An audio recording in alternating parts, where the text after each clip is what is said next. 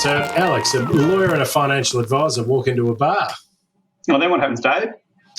Well, the question comes up. It says, and let me ask you this one. Let's assume you don't have to work anymore for the income. What would you do with your time? Oh, well, not working for the income sounds very exciting, and that sounds like something that everybody's working towards, or at least they say they're working towards. But then what would I do with my time? I reckon the answer for me would be I'd travel and I'd spend more time with my family. But now that I think about it, I'm not sure that I could do that full time. I couldn't do that 9 to 5 every day, could I? Well, it's hard. I mean, it's a really interesting question when you ask people. So you can turn around and you say to them, right, so you've got no more debts. You don't need the income. Like you've got through your investment strategies, you've got a passive income that satisfies all your needs. Yep. What would you do with your time? Because time is our scarcest resource. Sure. We all have the same 24 hours in the day. No one gets more. No one gets less. Yeah. We just don't know how long we're going to get. So therefore, what would you do with your time? And it's a really fascinating question when you pose that to people, because they do get to a certain age. They go, you know what? I really love my business and I know I've probably got enough, but I kind of just do what I do because I've been doing it for so long. Not because they're proactively thinking, oh, I hadn't thought of that. I should go and do that. Or their spouse has said, Alex, the kids are educated, they've done this, they've done that. You promised me we would go and do some stuff. And so then all of a sudden it's like, okay, so what would you like to do? Yeah, and I think it's in a way, actually, it's quite a confronting question. Absolutely. Particularly for men, just to stereotype for a minute. I think people, because often their work is their kind of identity. And you think, well, if I didn't have my identity anymore, what would I do? And you might say, oh, I play golf or I'd travel, like I said, right? But, you can't travel all year and you can't play golf. Some people will give it a crack. Well, it depends how much income you've got, I suppose. But often your interests really are very that you can only do them now and again. And so sure, you could do them more, but what would you actually do with the rest of the time? And do you actually want to stop working? A lot of my clients, work really hard and always sort of talk about early retirement, getting very successful so they can retire early, or at least that's the implication.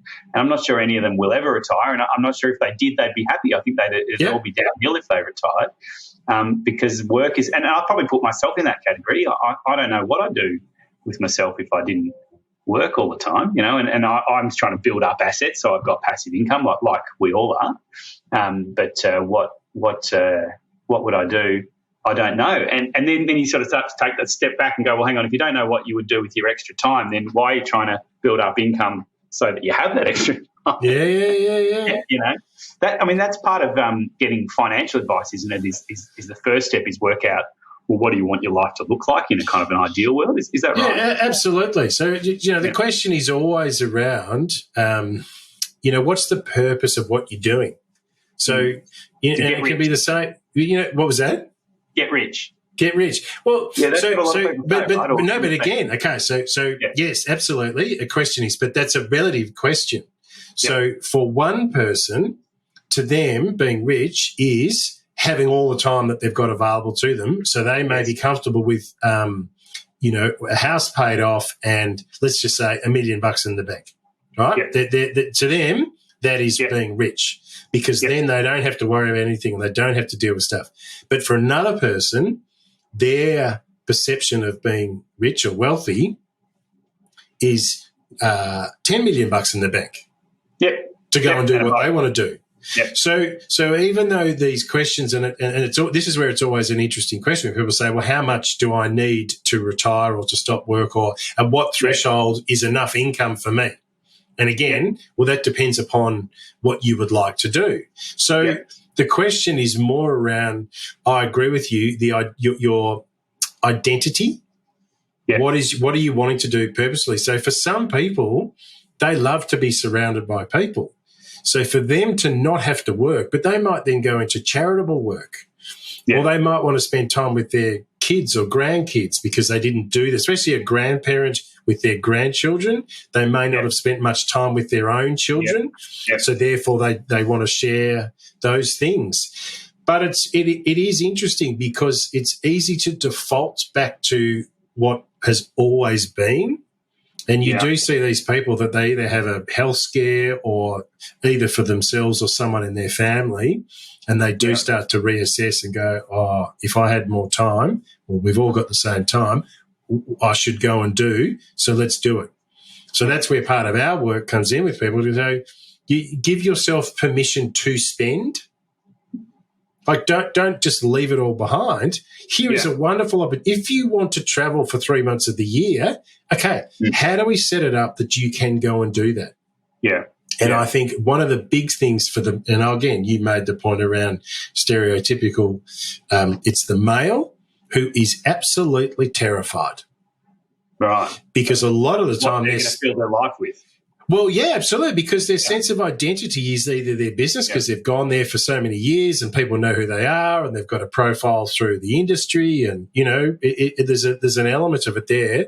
And whereas their spouse, if they're at home, you know, and they've grown up with their kids, and again, a lot of the females are much better at doing that stuff that's outside if they've been working in another business or they've been working other ways. Yeah. They don't see it. And again, this is very stereotypical, but a lot of the time it is. And look, to be honest, sometimes we have the discussion that people actually need to go and get family marriage counselling before they actually progress to do some more discussions with us.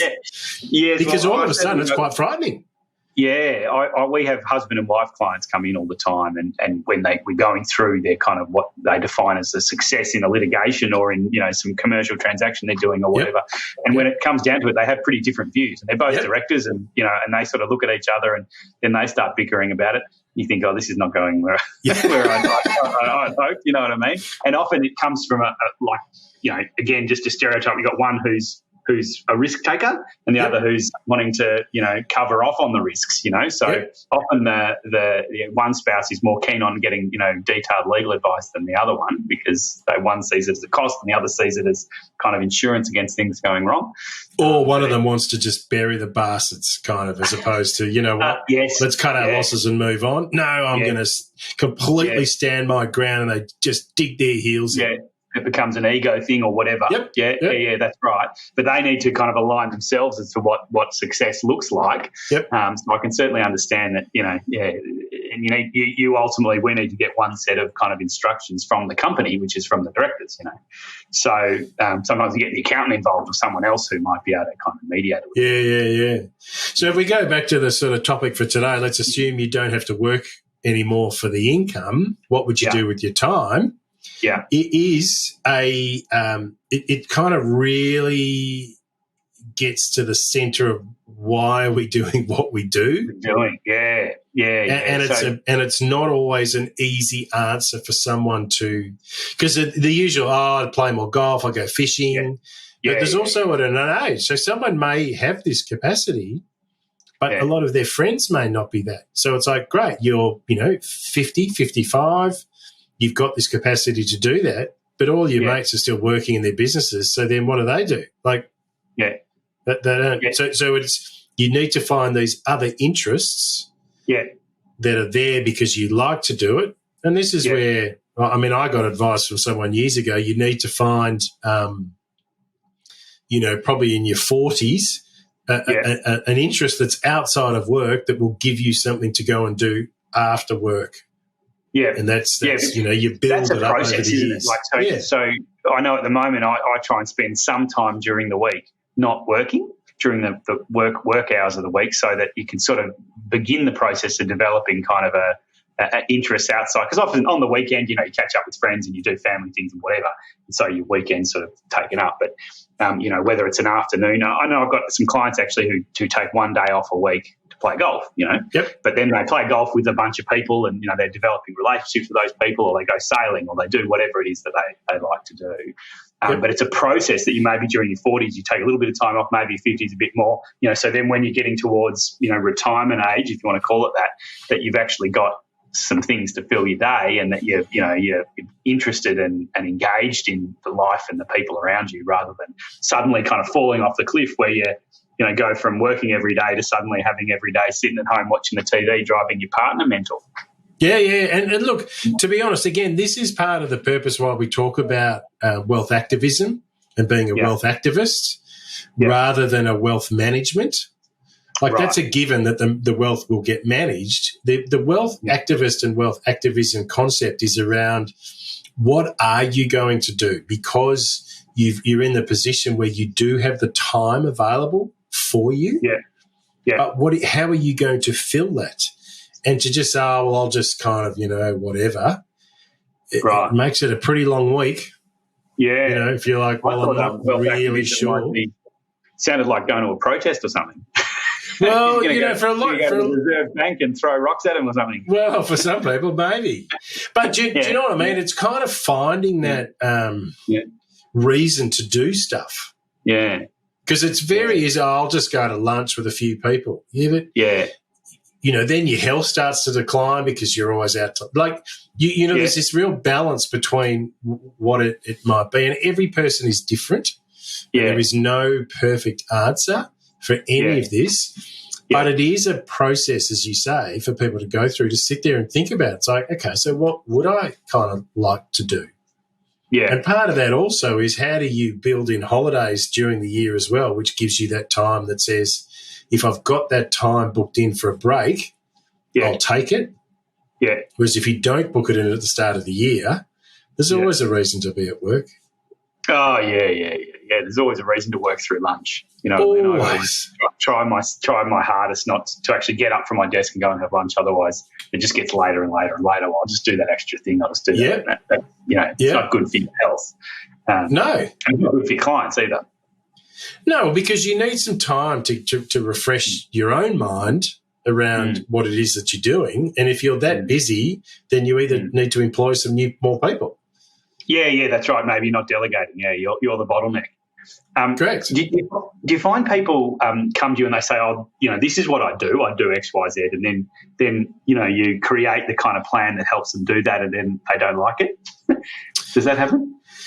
I don't think we have insight into what actually we want. Look, to be honest, this is where, again, part of the process is the various questions that get asked for people to respond to. Yeah. Sometimes they don't like the answer to the question or the response that we give back to them when they're looking for stuff, but we need people to make a decision.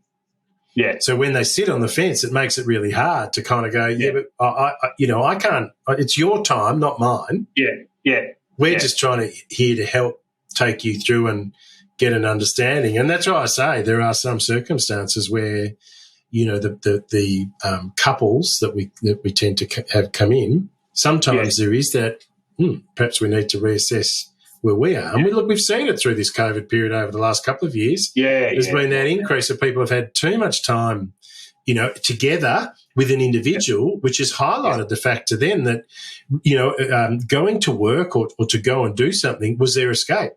Now all of a sudden they had to do that at home, and therefore that was detrimental to their relationships. Yeah. I mean, you hear it both ways, don't you? Some people are saying, it's the greatest time I've had with my family, and correct. I feel sad that I didn't have that time previously with other kids who were young before COVID or whatever it is. Yep. But you also hear people saying, I think family lawyers, are making a lot of money at the moment. People are having meetings because they this is the final straw. And I mean, some of it's not funny, some of it's bad. That you put two people together and it who are the conflict can escalate, right? Yep. Especially during lockdown and all that sort of stuff. So. It's a good time to be a family lawyer. Yeah, but again, I do think, and also the other thing that ties back in, which we've spoken about previously, is this issue of longevity. Yeah. So people are living a lot longer. So again, which adds to that time. Yes, it is our scarcest resource, and the sense of being wealthy is to have no restraints upon your time. Yes. But you need the income support to give you that capacity. So therefore, how does the pendulum swing? As you get older, you've got all this time on your hands, but you may not have the income stream. Yes. Yeah. But we're saying to people, think, look into the future where you've got the income stream to support your lifestyle. What are the things that you would like to do? Yeah. And again, I will say it is a very challenging Yeah. question that some people Yeah. go, oh, I don't want to think about that because, one, I love what I do. I say, yeah, I know. But really, you're not going to do that till the day you die. Yeah. Maybe. Oh, well, but I love it. Well, yeah, no, but then people won't want to be around you the whole time because all you're doing is working. Yeah, that's right. No one else will. Yeah. I do see amongst my client group, I often see people who are very successful and less so, but some people are very successful, and there's a real disconnect between their kind of personal success and their personal life and their personal goals. Yep. They're, often really, really talented business people who are kicking goals every day in business, but those goals aren't the same goals that they have. And they even tell you, my wife wants to go on a holiday to Europe and I want to take her, but, I can't. Well, you can, and if you're kicking all these goals, that's all the more reason that you can, right? Correct. I mean, if you can't afford it, you can't afford it. That's fair enough. But that you can afford it, and in fact, you've got these guys that might have 100 staff. You've got 100 staff, one of those people might be able to step into your shoes, or a few of them might be able to step into your shoes while you go on this European holiday you've been promising for years, instead of doing that next project, or you put the project on hold for a while, or let someone else do it, or next year. Look, they're the conversations we have a lot. It's like, hang on, but we've had these, and it just keeps getting kicked down the road. It's like, at what point do we say, let's just do it? And that's where it's interesting when you deal with a business. I was listening to another podcast the other day where they were talking about, the management of your business. The best way to do is take a 2-week break and do no work and see what breaks. Then take a month and see what breaks, and then take 3 months. Right. To build your business in a way that you actually don't need, as the owner, you actually don't need to be there because the business is functioning without you because you've got things in place, which is transitioning your active time operating a business to generate an income to bring it over to a point that I've actually got a lot more time on my hands than I've ever had before. So again, it opens up people's minds to think around, how do I change stuff around if I've got, more time to choose what I would like to do. And so for some people, I love to get up in the morning. I like to go for an exercise.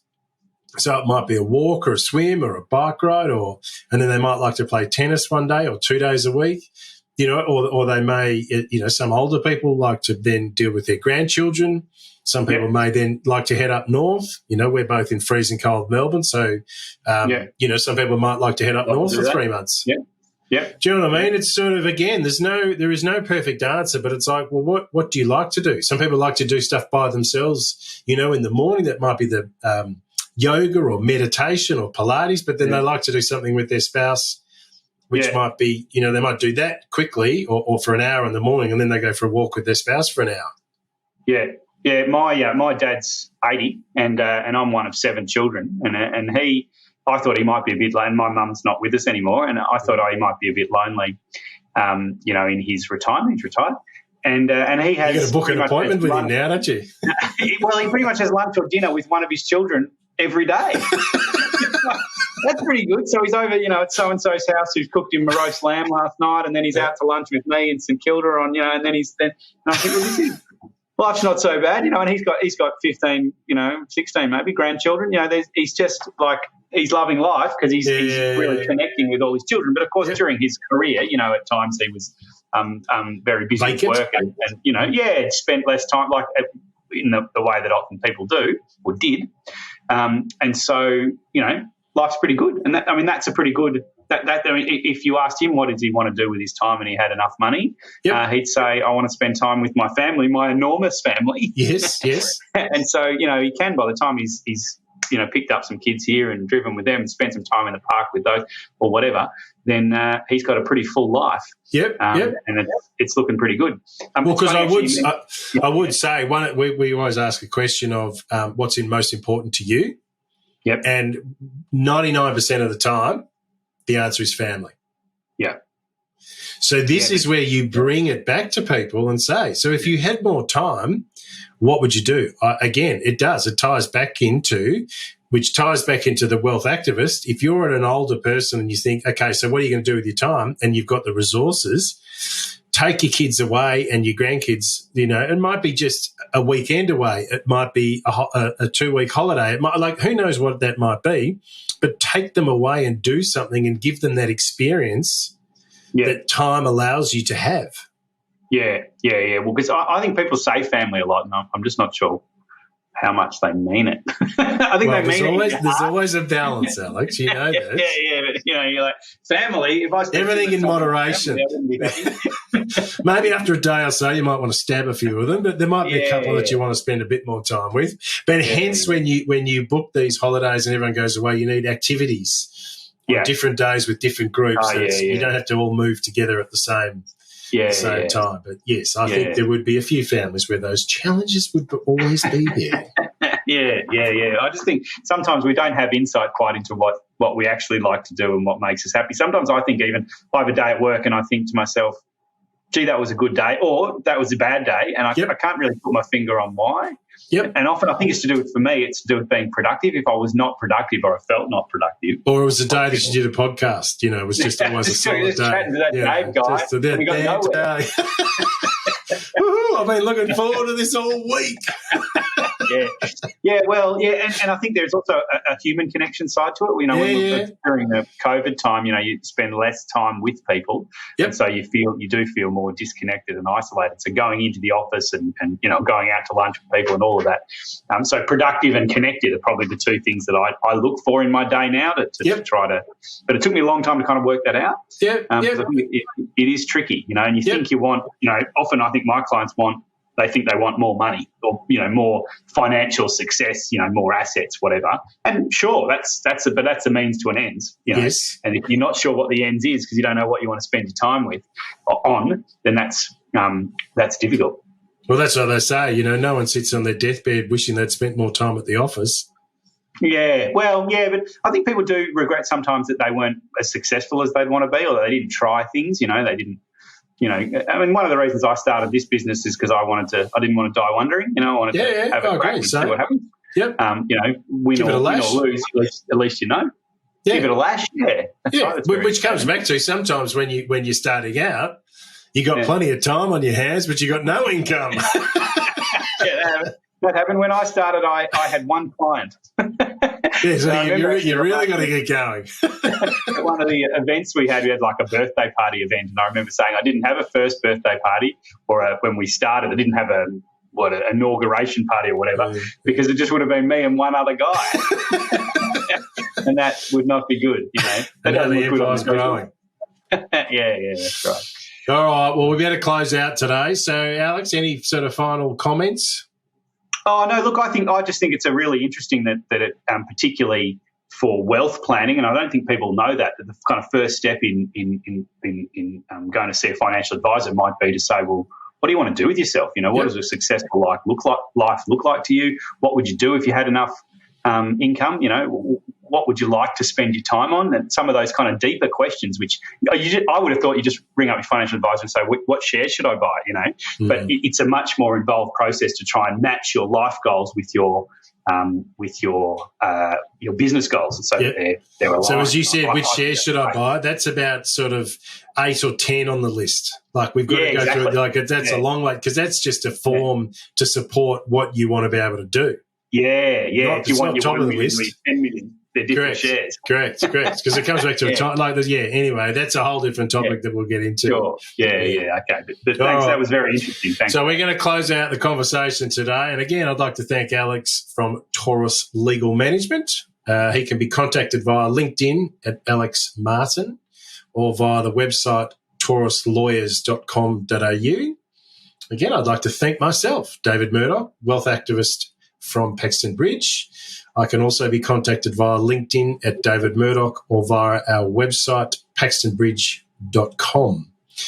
We will put some show notes together, including our contact details. So thank you once again, Alex, and look forward to our next discussion. Thanks, Dave. Thanks, listeners. See ya.